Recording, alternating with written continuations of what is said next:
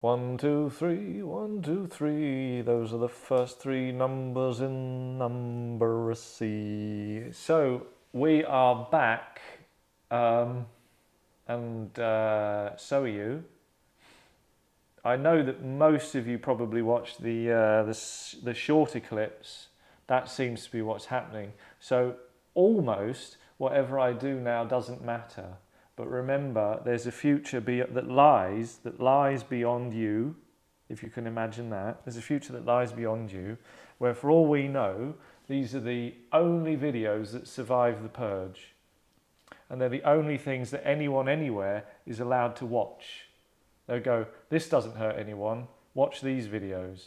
And they're just on a loop. There'll be an alternate universe. This is how big infinity is. There'll be an alternate universe where that actually happens. That's how big infinity is. People don't understand. Today's viewer request comes from Bim Biryani, and they state, I liked the Orson Welles being drunk champagne video you did. Can you do another drunk thing? Thanks, Bim. It was a thing that we did, and so yes, we can do other things, but these are highly trained professional actors. And if I say to them, oh, we're just going to pretend to be smashed again, they'll be furious. They like things to have meaning, and they want to be tested. Let's give it meaning. How do we do effective, naturalistic drunkenness? Most drunk acting thinks too much about acting drunk and makes it too theatrical.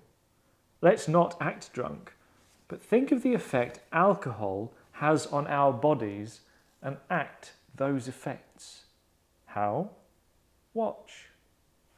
Discuss acting drunk. So, what I mean by that is that a lot of times when you see people acting drunk, they just sort of go, I'm drunk in this scene. And they won't be drunk, obviously. They won't, most of the time anyway. They won't go, well, I'll quickly neck some things. And they'll go, oh, how's a drunk person behave? And they'll just do, I'm a bit drunk. They'll just do a kind of overall. And we accept it. We put up with it because we kind of say to ourselves, well, I don't know if I could do any better. And I think that's the difference between the hoi polloi and the professional actor in many ways, that way of thinking, It is hard to do. Yeah. It's notoriously difficult. It's like when, artists try and draw hands or faces. It's like that cliche thing. Yeah, hands. Is there a thing with faces? Yeah. People that can do the whole body and then they get to the face. Yeah. Mental. Yeah, like Michelangelo. He's all like muscles and things, isn't he? If you've ever seen his drawings, he doesn't really care about that. No. But he did like muscles. What I was thinking of was, if you break it down, and it depends what you drink. I don't know if you've probably had a drink before. Probably been drunk before? Once, twice. Okay. And it depends sometimes what you drink, what these effects are. Because, for example, wine, I find that at dinner, drinking too much wine is a very different experience to going to the pub and drinking beer or spirits. I'm a different kind of drunk in that scenario. With the wine, I get kind of very warm face, It's really actually quite pleasant. Rosy. That I don't get in the pub. I think part of that's environment, part of that's the type of, it must be something in the drink, right? Because like a red wine will make me quite sleepy and make me kind of cuddly. A cider, or dare I say a tequila, will get me very ready for a party. And if we mention Jaeger bombs, that's like an instant blackout for me. Fighting juice. Exactly. Yeah. I just wake up in a pile the next morning. Yeah. Jaeger bombs. It's been a while. Yeah. So exciting. I don't think Is I this really when we have dabbled. Jaeger bombs? We can have Jaeger Should have bombs. thought of that, shouldn't I? Yeah, that'd be quite I good. love drinking. Yeah. I love it.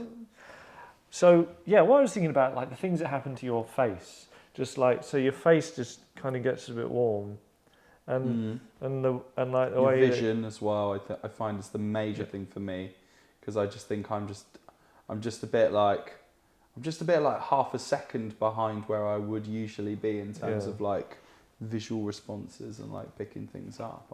I had to play drunk recently for something, and something I noticed in a friend of mine a long time ago back at uni.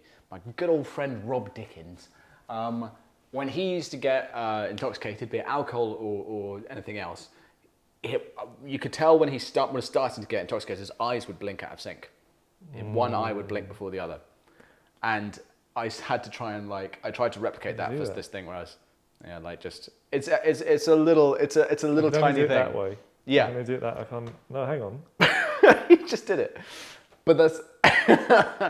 I've seen it. Yeah. I've seen that happen. But Not that's the to thing. him, but to people sometimes. The different spheres of your brain start acting in out of sync. Like if you're talking to someone, if you were talking to me, I'd be hearing what you're saying. I have a sense of you. But when we're talking now, I'm looking at you, and sometimes I'll look away to think of something, but I'd never really. I'd be thinking of something, whereas if I'm really drunk and you're talking to me, I'm hearing you. I'm just off somewhere. Yeah, not listening. Phasing. Yeah, and then I'm like, drunkenness. oh yeah, I'm talking to this guy. You have to really focus, and maybe you'll only get 10 seconds before it kind of like whirs out again. Yeah. Short-term memory starts getting all wonky. You can only remember. You can't remember the start of the conversation. You can only remember the previous 2 minutes or whatever. Start repeating yourself. And is there anything like your arms do? I mean, is it like is there anything like limbs do that are a bit like when you move, like you? Thing is, like you naturally become more clumsy when you're drunk. But I experience this thing where I become aware that I've become drunk. Like my warning sign is that my face starts going numb when these parts of my face start going numb. And then when I become aware of that, I start becoming hyper conscious of how I'm moving in case I look drunk. So you can tell I'm drunk not by me being clumsy, but by my being super specific about how I'm moving and how I pick things up. I'm too still. Is that a situation where like you've got something else to do that day, or there's maybe someone there that you don't want to be like hammered in front of, or I just don't want people to think I'm out of control. You just think you become conscious. You stop being a human being, and you start zooming out of yourself and just being like slightly more conscious of everything you're doing, because you're aware that it's different. There's a shift in your body. This is being drunk and trying to pretend that you aren't. Right. They say that to actors. They say don't try and be drunk. Try and act sober. But I'm gonna say the way that we should try this is only to think about just like a couple of like whether our faces are warm, what our eyes are focusing on, if they're focusing on anything at all, what our voice is doing. Like less is more. I genuinely feel that. Yeah, because I get quite dehydrated. Yeah. Depending on what I drink, but most of the time I get dehydrated, so I catch myself like swallowing or licking my lips. Yeah. But I don't know I'm doing it for the first sort of hour, and then I'll notice like I'm doing that a lot. I'm doing like I feel this way about it's the same with like accents. I always think like less is more. You tell people to be Scottish, and they're very, very Scottish indeed, and you're like, well, actually, it's a lot less than that. You still, and this can be the same, but I think it'd be effective. So, let's introduce it. Should we say what we're gonna do? Mm-hmm. Which ones? Yes. I'm gonna tell myself to, every time I'm listening, I'm gonna interrupt myself in my thoughts to say, keep listening. Remember to listen. Oh yeah. Because that's what I do when I'm drunk. I constantly go, remember to listen. Yeah. Remember to listen. Are you listening? Are you listening properly? How much do you miss? Oh, so much. Yeah. Because I'm telling myself to keep focusing. Would you miss more if you didn't tell yourself to do that? I don't know. Is it actually about net even? Yeah. But it's like the effort that counts. And I think what I'm going to do is I'm going to try my best to not look drunk. even though I am drunk. Mm-hmm. I'm going to try and force that same process into this. You can't do anything like.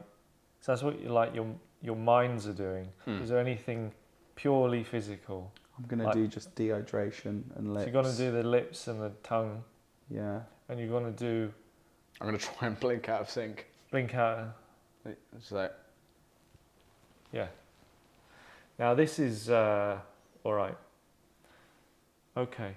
So I have selected a scene for us to do from the South Bank show from 1985, a highbrow arts programme, despite it being on ITV, where presenter Melvyn Bragg gets hammered on red wine with Francis Bacon, one of the towering figures of 20th century modern art.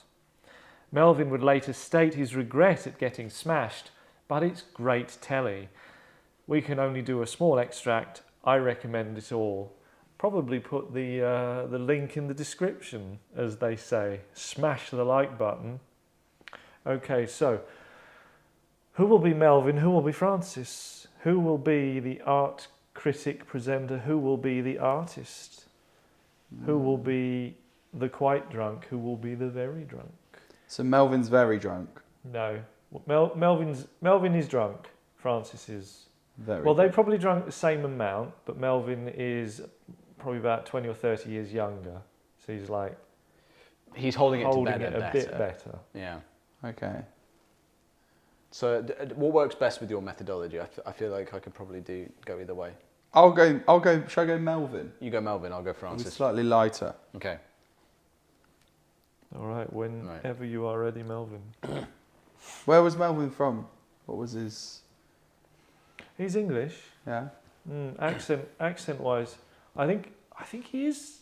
Oh, I think he is from up north, but like really kind of plays it down. Yeah, Okay. like he might be like Yorkshire, but he really plays it down.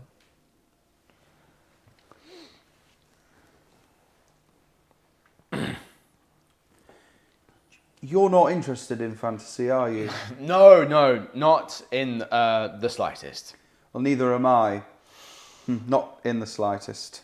And I'm not interested in fantasy. I'm interested in reality. Well, what's reality? Reality is what exists. Are you real? To me, you're real. There you are. There you are, Melvyn Bragg. You are absolutely real to me. There you are, fresh flesh and blood before me. How are you going to remake that? That's been a real. How are you going to remake that in another art? Why do you want to? That's the interesting question. Why do you want to? Why do you want to? Because I want to be. You may say, why should you? But I want to be able to remake in another medium of reality of an image that excites me. He stands abruptly and grabs the wine basket and pours for Melvyn. Cheerio. Cheerio, Francis. Francis coughs like an ill person. Why do you want to do that, Francis? Because I like doing it. That's because I happen to be a painter. That's all. The next scene. That's it. Yeah. I was so drunk I was about to read the stage directions. Yeah. I mean, certainly drunk. This is drunkenness. Now, what did you think? I'm not sure if I came across drunk or if I just came across a bit simple. I think I just came across as Tim Nice but dim. What I think about that scene, and look, I'm at pains to say we're not purely doing impersonation here. Okay, because I've been accused of that. And is it unfair? I don't know. We're not necessarily doing impersonation. But when I watched the scene, Melvyn kind of tried to pretend that he wasn't like pretending I'm not drunk, but he was remembering that he had a job to do. So it was like, oh yeah, I'm meant to be asking questions, but he was asking the kinds of questions that you would ask if the camera weren't there. Yeah. So it's kind of like, why would you want to do that? And he's not being accusational. It's not a confrontational discussion at all. It's like they're just very useless interested. questions. They're friendly, Yeah. and they're very sort of interested in the situation that they're in, but they're almost like, oh yeah, it's like when you're saying, oh, I need to keep remembering to listen to this guy. Mm. What he's actually doing is going, I need to remember that I'm presenting I'm interviewing this man. Yeah. And it's like that keeps going away and he's, oh yeah, and this question, even if it's kind of meaningful or not. I guess that's where this kind of false profundity comes from, isn't it? Where like, what is reality? Is like, I'm a presenter, I'm going to ask the big questions. Yeah, maybe Francis will give us the answer. Mm. But what you have, despite all of his great works by this point, is a man in his 70s who is hammered in the afternoon with you, you know? And if he had if he had the answers, maybe he would choose to do that anyway. Mm. But if he has the answers, and he chooses on a wet Wednesday in 1985 to get hammered with Melvyn Bragg, then either the question was wrong or the answers are not good. Yeah. Yeah? What's the meaning, Francis? Well, put it this way, it's Wednesday and I'm getting shit-faced with you. Life means nothing. Yeah. Right? So that's interesting, isn't it? So, do you want to go again? Yeah.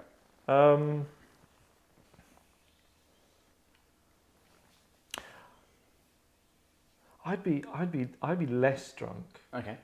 because your drunkenness is making his drunkenness seem really small. You need to come up a bit. Yeah. And you need to come down a bit. Cool. And meet more in the middle. Francis is the more drunk, but he's only 20% more drunk. Mm. And I should have. That was good improv. Yeah. No, I mean people aren't. That was a metronome. That's a metronome. Yeah. Well, you do any speed you want. I don't really need to say anything. Whenever you're ready, Melvyn.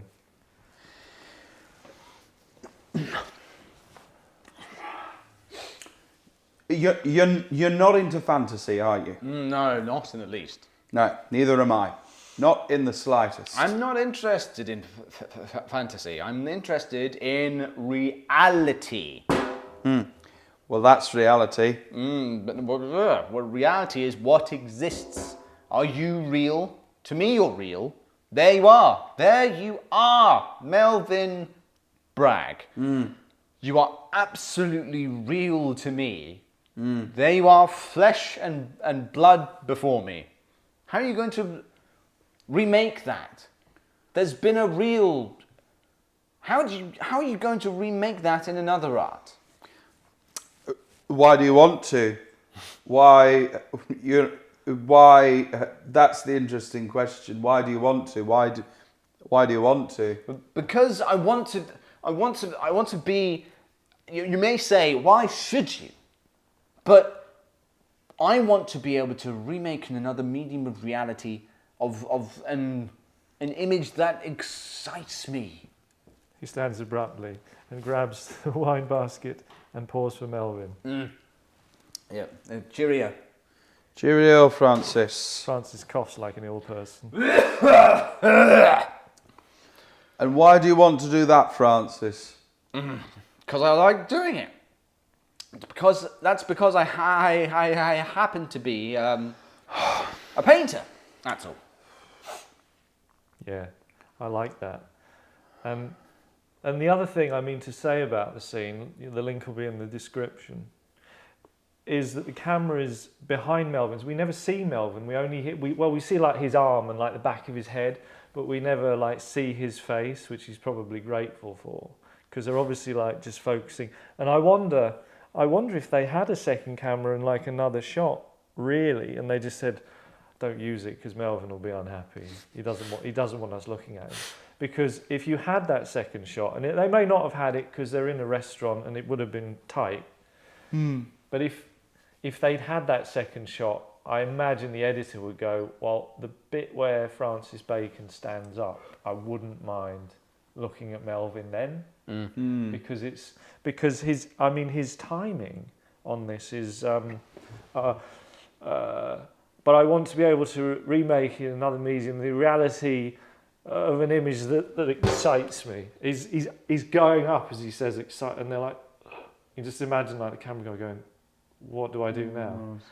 They're like 4 hours in because they went to his place in the morning, and this is a long lunch. Yeah, this thing. It started at midday. It's now like nearly 3. You can't see the rest of the restaurant. I think it's called Mario, which I'm not sure if it's still there. You can't see the rest of the restaurant, but you feel that it's empty.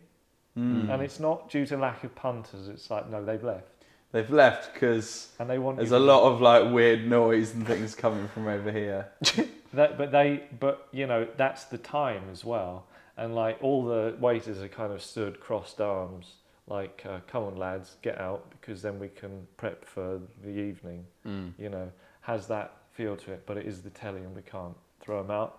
So I did that once with a girl.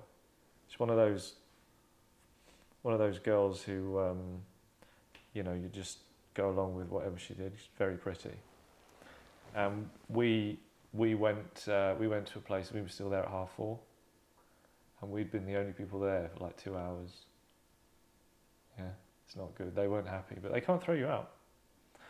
So, yeah, I mean, I really did enjoy it. It was just something that excites me. Stop. Felt a bit more authentic between us there. I felt like there was a casualness to it all. Yeah, it felt more like a conversation rather than like. Yeah, it felt more connected. Which is what you would kind of be if you were drunk, because you would kind of keep flitting in and out of the idea that you were actually at work. You would just be like, oh yeah, oh actually we're on camera all day. Did you make a conscious effort to change the Cheeerio? Because he does it in a very specific way, and I was like, "Oh, you're just doing it differently to just sort of avoid comparison." I remember Cheerio being in the original video, really it being a certain way. Yeah. I couldn't remember what that way was. Oh. But I just remembered it being like not like Cheerio, No. but like it was a cheers, it was a chin chin, it was something like that. It was almost like I can't decide whether to say cheers or Cheerio, and so he hung on to the E's for a long time. So he says like Cheerio, and it's like Cheerio, Francis. Cheerio. I had forgotten that. Yeah. Yeah, but really good.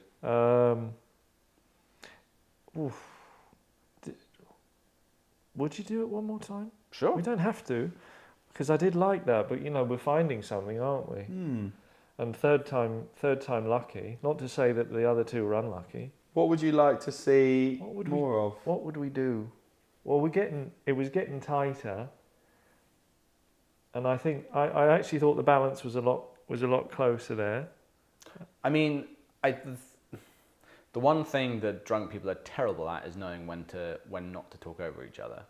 So like if we really close the gaps, it'll be less like the original video is. I mean, they're pretty much on top of each other. Well, the other thing to remember, I mean, although it's an interview, they've kind of lost track of it being an interview. Yeah. So it is more of a conversation where one of them reveres the other. So he reveres him. He likes him, which is an interesting combination. There's kind of a difference in seniority. What perhaps. does reveres mean? Well, he greatly respects. Okay. Because I mean, just you know, is one of the best people they've ever had on. I mean, really really a very important artist. And so there is that sort of respect between them, and he's having the time of his life, kind of discussing the existential with somebody who has done those things, and he is behaving like a drunk person who's done amazing things but isn't aware of how amazing the things he's done are, probably, which is to his credit. He isn't like, oh yes, I'm brilliant, you know. He's like, well, actually, I did some stuff. You may say, I did some stuff, but you know, I'm here in the moment, talking about images that excite me. He's just up. There's a bit of playfulness to the intimacy. There's a bit of tease. It's Why they're taking pleasure in this debauchery. Yeah, okay. Why would you want to? Is that? It's really. Oh, this is such an important question. You know, more in, like when you say to friends, like 8 drinks in, you're like, we really should meet up next week and maybe go on holiday. Yeah, we should do that, and then doesn't happen at all. It's one of those. And remember, it's daylight. Yeah, so trouble. They went somewhere after this. You know, chaos. Fair enough. So feeling those things, thinking about the body. Were you doing the blinky thing? Because it's hard for me to see. Yeah, trying my best to remember. I was trying to take on the notes from the first go around. Yeah, I mean, really, yeah, sort of the looking and the looking past him and the standing abruptly. Okay. Let's try it one more time, then we'll knock it on the head. Yeah. Right.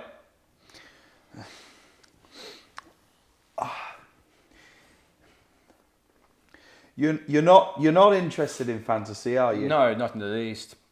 Neither am I. Not in the slightest. I'm not interested in fantasy. I'm interested in reality. Reality is what exists. Are you real? That's my line. You drunk That's your line. Because I'm drunk. I've jumped over. Well, that's one thing I wasn't expecting. Well, what is reality? Reality is what exists. Are you real? To me, you're real. There you are. There you are, Melvyn Bragg. You are absolutely real to me. There you are, flesh and blood before me. How are we going to remake that? There's been a real... How are you going to remake that in another art? Why do you want to? That's the important question. That's the interesting thing. Why do you want to? Why? Because I want to be... You may say, why should you?